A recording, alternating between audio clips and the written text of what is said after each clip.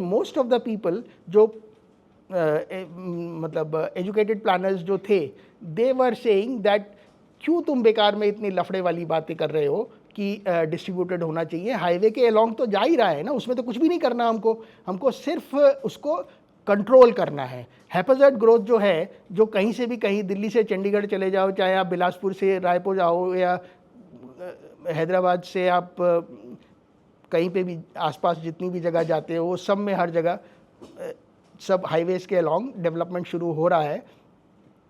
पता ही नहीं चलता कब शहर ख़त्म हुआ और दूसरा शहर शुरू हो गया। So that is what is the option number 1 which lot of people feel that कि वो अच्छा है, that is closer to the rural areas.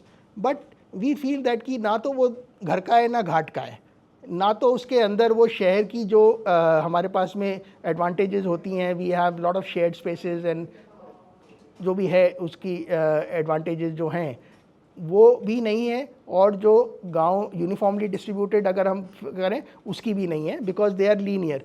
जैसे अभी इन्होंने जीत सिंह ने बताया कि लीनियर डेवलपमेंट की बजाय हमको मल्टी नोडल होना चाहिए। दैट इज़ नॉट देयर, है ना, दैट इज़ द फ्यूचर। ये होने वाला है अगर हमने कुछ नहीं किया तो। लेकिन we have an option that we have a infrastructure for transportation and communication spread all over the place. ये एक constituency है which has got 5 mandal.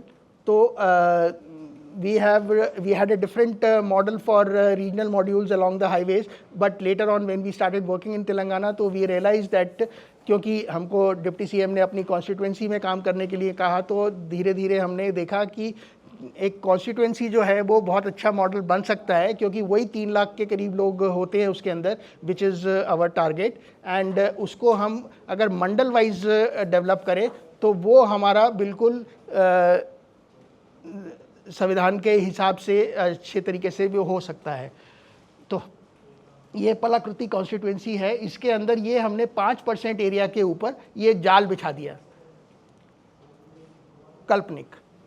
In practice we want to do it that without disturbing any habitation, without disturbing any natural feature, forest और वो सब चीज़ें जो हम पहले अलग कर देते हैं, और उसके बाद में जो हमारे पास में सिर्फ फार्म लैंड बचता है या स्क्रब लैंड बचता है, वहाँ पे वो सब चीज़ों के साथ में उसका जो हम 5% लैंड अगर लेते हैं तो उसके अंदर हम ये नेटवर्क स्थापित कर सकते हैं, जिसके हमारे जो कंपोनेंट्स हैं वो अभी एक एक करके we will show. Advantages in rural area के ऊपर हमारी काफ़ी डिस्कशन हो चुकी है, दैट फैमिली लाइफ वहाँ पे हो सकती है, क्योंकि रिवर्स माइग्रेशन होगी अगर, तो बिकॉज बहुत ज़रूरी है, लैंड हमारे पास में अवेलेबल है for various things and low cost of production for 2 things which I mention that कि पहली चीज़ तो ये है कि हमारे को इंडस्ट्री चलाने के लिए low cost of comfortable living चाहिए, और दूसरी चीज़ ये है कि जो हमारी रिटायरमेंट के बाद में या हमारी, तो वो सोशल एस्पेक्ट जो है इकोनॉमिक्स का, कि वो भी उसी से पूरा होता है। नेक्स्ट, ये एक मंडल है जो लिया गया है अभी पलाकृति के अंदर, which is to be taken up. उसके अंदर जो कंपोनेंट्स हैं उसका ये एक जो one of the most significant component है, that is this collaborative centre. इसके ऊपर डिटेल में हम डिस्कशन करेंगे जैसे।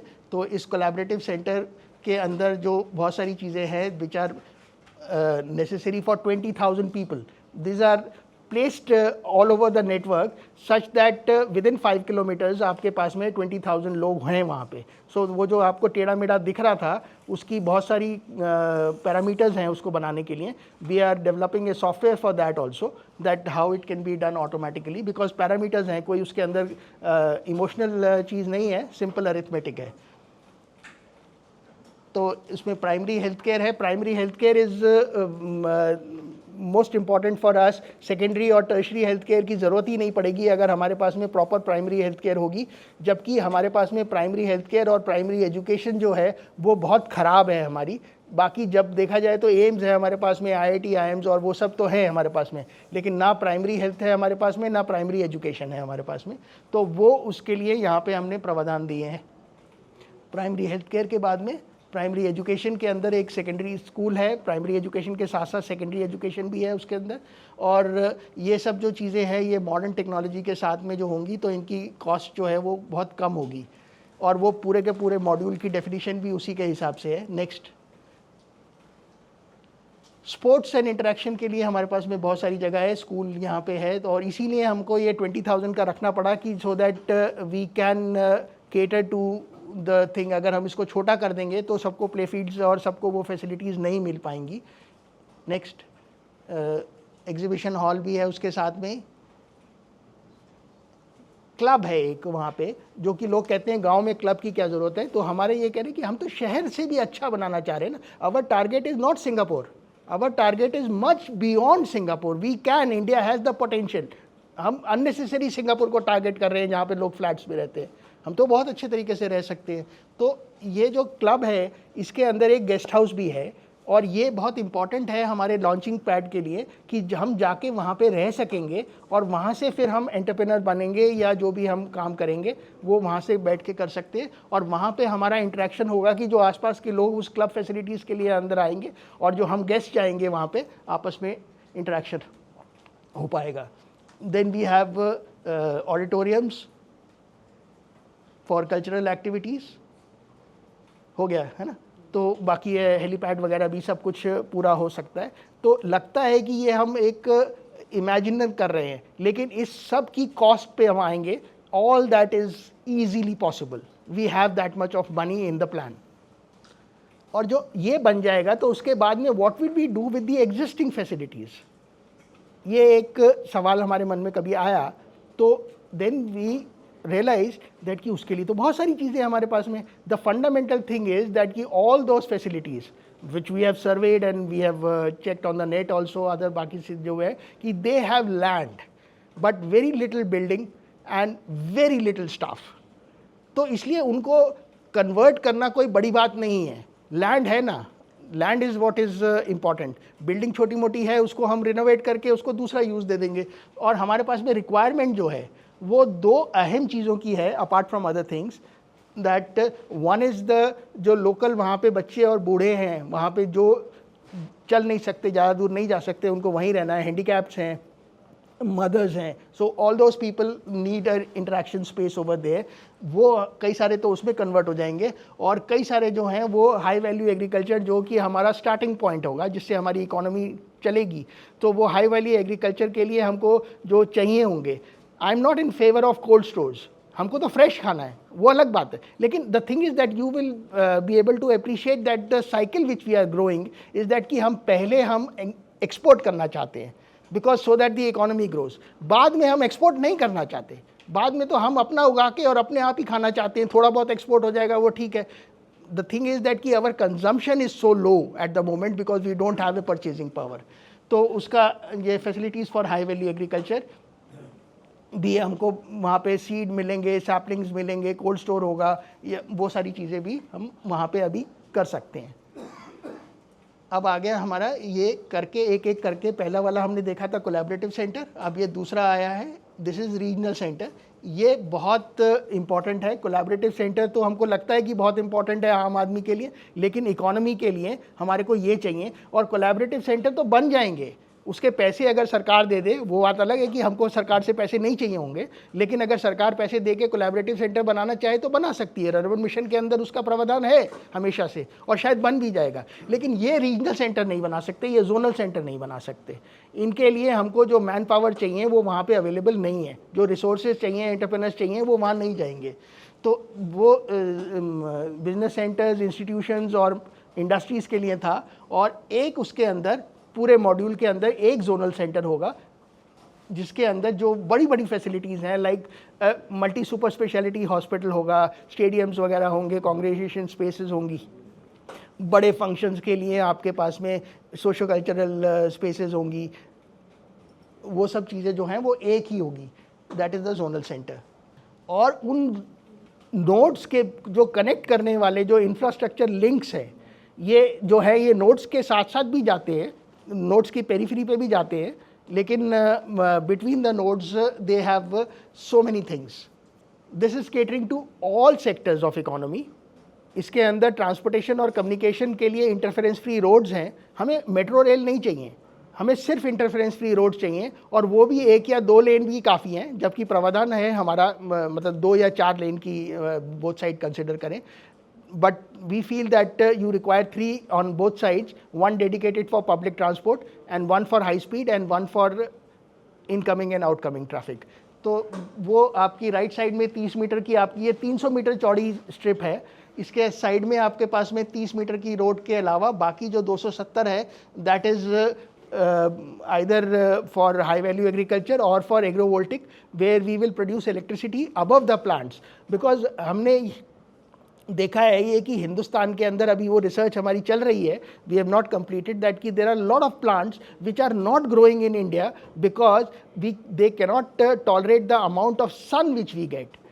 तेलंगाना में सर्दियों में मैं कपड़े जो लेके गया वो मैं नहीं पहन पाया, मैं दिल्ली के हिसाब से लेके गया, वहाँ पे सर्दियों में भी गर्मी होती है, तो बहुत मुश्किल है वहाँ पे क्रॉप के लिए सर्वाइव करना, और पानी हमारे पास में होता नहीं है। So without water how do we irrigate twice a day and that gets evaporated. So अगर हम सोलर पैनल्स उसके ऊपर लगाते हैं और आधा आधा शेयर कर लेते हैं कि मॉर्निंग का हमारे को जो 4 घंटे का सूरज चाहिए that we give to the plants below, and ऊपर का बाकी का जो है बाकी 8 घंटे माने जाते हैं, मतलब वी हैव लॉट ऑफ सन, तो वो हमारी इलेक्ट्रिसिटी जनरेट कर सकता है।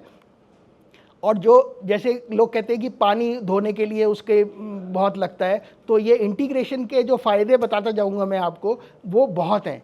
अकेली चीज़ अगर करते हैं तो वो फीजिबल नहीं होती है, लेकिन हम अगर मिल के करें, अगर ऊपर का पानी धोते हैं वो हमारे नीचे वाले प्लांट्स की इरिगेशन के लिए काम आ जाता है, ऊपर से जो हम धूप बचाते हैं वो हमारे नीचे वाले प्लांट्स के काम आ जाती है। So it is a good system of combination.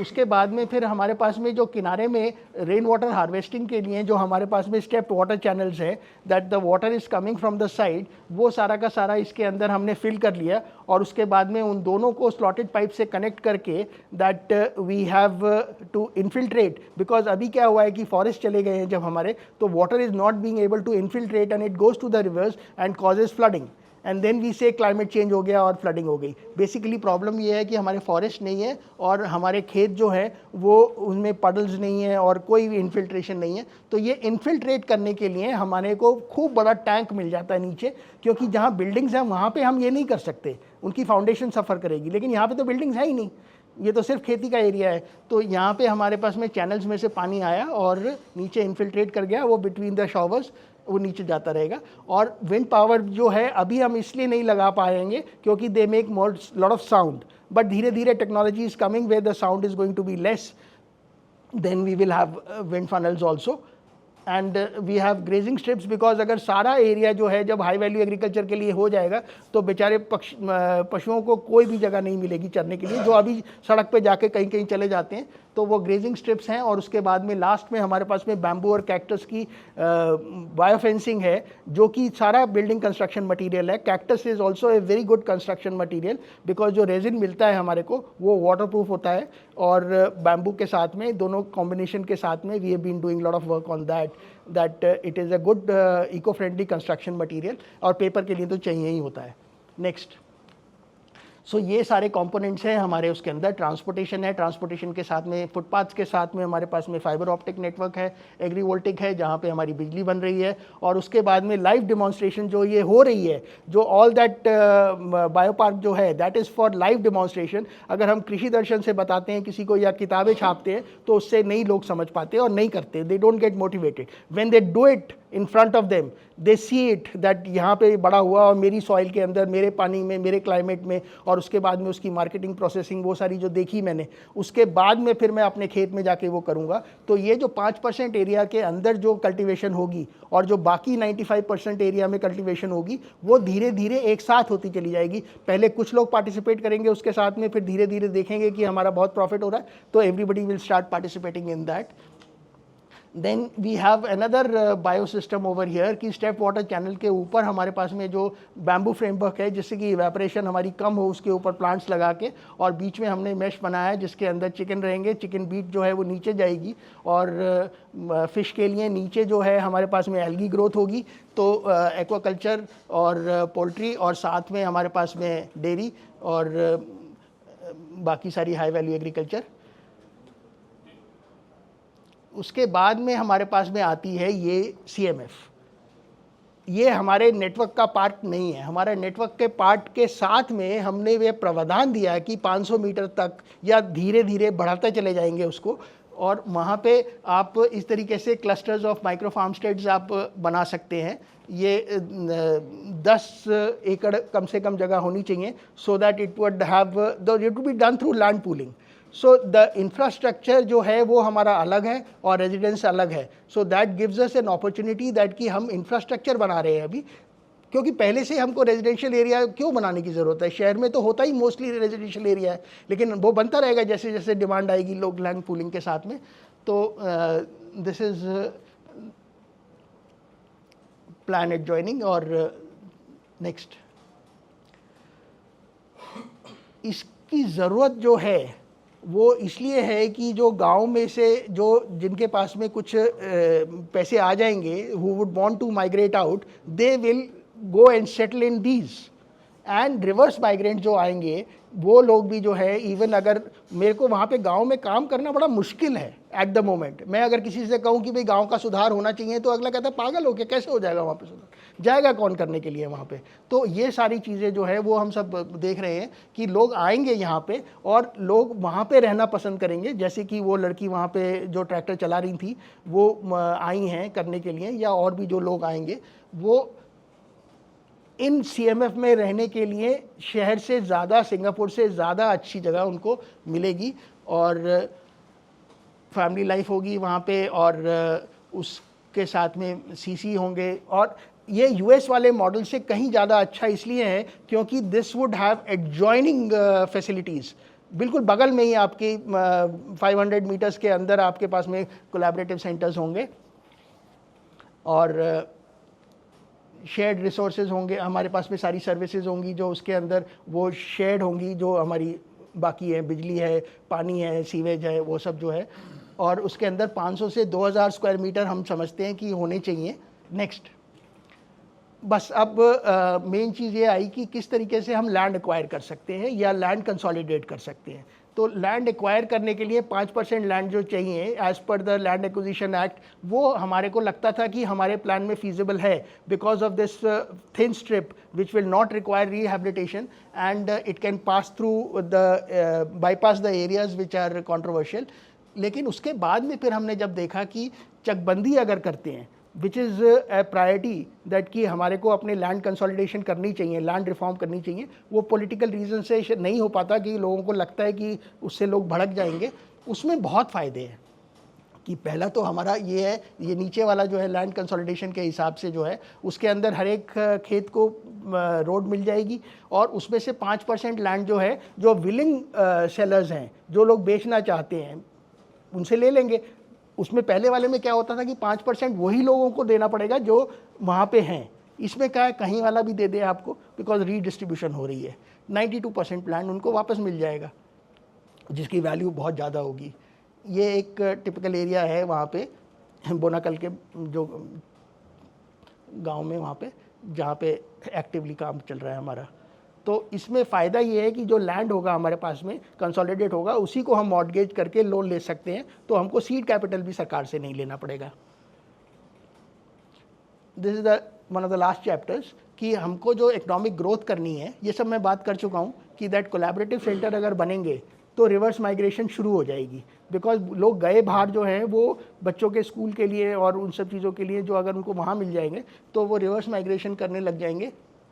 और अगर कल्टीवेशन कोलैबोरेटिव एफर्ट्स के साथ में होगा तो फिर और भी ज़्यादा उसकी चीज़ होगी। लाइव डेमोन्स्ट्रेशन से देख के तो उनकी अल्टीमेटली परचेजिंग पावर बढ़ेगी।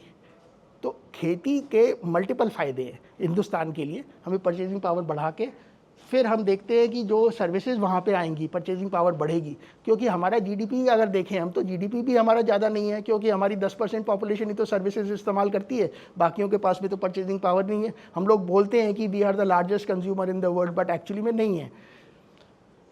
तो वहाँ पे अगर हमारे पास में सर्विस कॉस्ट कम होगी, कि अगर हमारे पास में बाहर जाने का खर्चा नहीं होगा, वहाँ पे एम्प्लॉयज़ का खर्चा कम होगा, तो there would be an increase in service, तो there would be a faster growth in employment. अब वो जो हमारे पास में एक्सपेंशन हुई है सर्विसेज की, अल्टीमेटली हमारी जो मेन चीज़ है वो that is the most difficult thing जो है, दैट इज़ मैन्युफैक्चरिंग। तो मैन्युफैक्चरिंग में हमारे पास में जब वहाँ पे फैसिलिटीज़, ये सिनर्जिक ग्रोथ है, एक के बाद एक चीज़ होने की संभावना है, जैसे कि हमने राइट साइड में दिखाया हुआ है कि एक से दूसरी चीज़ बढ़ेगी। तो सर्विसेज अगर जब डेवलप होगी तो हम वहाँ पे जाके रहना शुरू करेंगे, वहाँ पे हम काम एक्सेप्ट करेंगे, और उसके बाद में एंटरप्रेनर के पास में जब कॉस्ट ऑफ प्रोडक्शन कम होगी तो हमारे पास में वर्कफोर्स और एंटरप्रेनर होगा, तो हमारे पास में मैन्युफैक्चरिंग बढ़ेगी। उसके बाद में आती है कि हाई एंड, उसके बाद में जो हमारे पास में जो एक फैमिली के अंदर लोगों ने जो सर्विस और मैन्युफैक्चरिंग में पैसे कमाए हैं, वो हम दोबारा फार्म में इन्वेस्ट करेंगे, और फिर दोबारा हमारी परचेजिंग पावर बढ़ेगी और टर्शरी लेवल फैसिलिटीज़ बनेंगी उसके साथ में।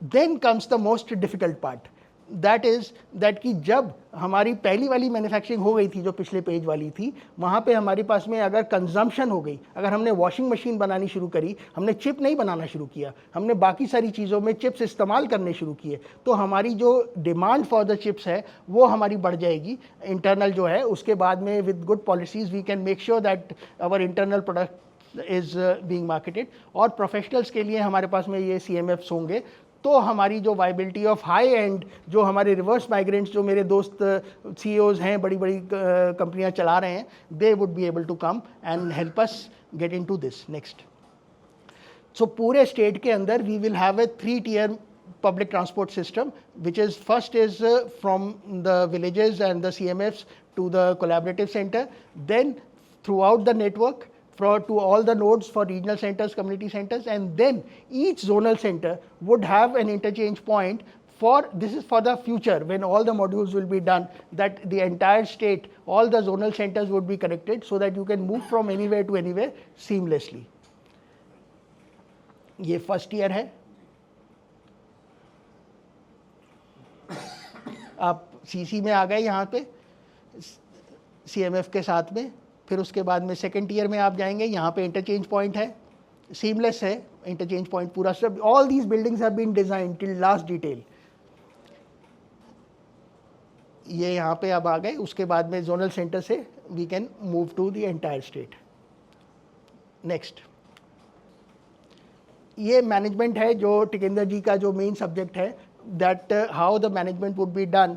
So that is what has been planned over here, that each village would have a representative and then they will have their mukhiyas for each collaborative center. Next, and they would be given salary and bonus based on the grading of the users over there, because Amul में भी जो CEO है उसको बहुत पैसे मिलते हैं तभी अच्छा काम होता है.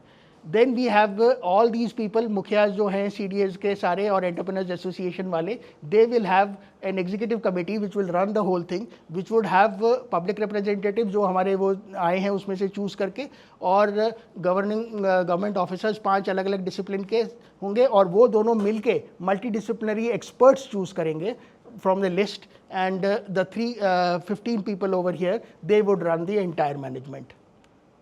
The cost criteria is most important over here is that कि हमने बिजली उगाई वहाँ पे, हमने खेती की वहाँ पे, और उसके बाद में जो रीजनल सेंटर्स और जोनल सेंटर में जो प्लॉट्स बेचे, वो उससे जो हमारे पास में इनकम हुई. जोनल सेंटर का हमने वैसे अभी कंसिडर नहीं किया है because we want that should be also collaborative, but सिर्फ हमारे पास में इसमें ही हमारे पास में 20,000 में हमारे पास में 5,000 करोड़ का प्रॉफिट आ रहा है 15 साल के अंदर. तो बिजली हमने 3.5 रुपये पर यूनिट ली है, और उतना ही टाइम लिया है हमने जितने टाइम पे हमारे पास में बिजली बनेगी. और इसके साथ में हमारे पास में सबसे खास बात यह है that the recurring revenue which will be there from the links, that would be able to fund the collaborative facilities in and around the collaborative centre perpetually. वही सबसे बड़ी मुश्किल बात होती है, बिल्डिंग बना दिया आपने, पहले लग दिया, उसके बाद में फिर कैसे करेंगे। तो एक्सपेंडिचर वर्सेस ये हो गया, तो ये सारा मैंने बता दिया कि that these are the plots, that is the electricity and agriculture. Next, thank you.